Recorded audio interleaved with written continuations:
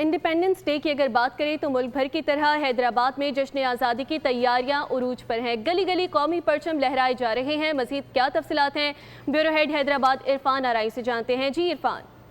जश्न आज़ादी की तैयारियां इस वक्त ज़ोरों शोर से जारी हैं। शहर में शायद ही कोई शाहरा हो जहां पर कौमी परचम मौजूद ना हो। स्टॉल्स लगे हैं, कौमी परचम लहरा रहे हैं, तैयारियां अरूज पर हैं। ख़ास तौर पर बच्चों में बहुत जोश और जज्बा है।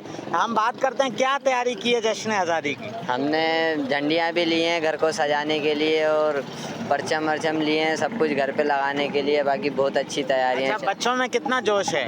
बहुत जोश है हमारे अंदर कि हम बस बना रहे हैं पाकिस्तान को। जी, जोश है, जज्बा है, मुल्क से मोहब्बत का इजहार है और जश्न आज़ादी है।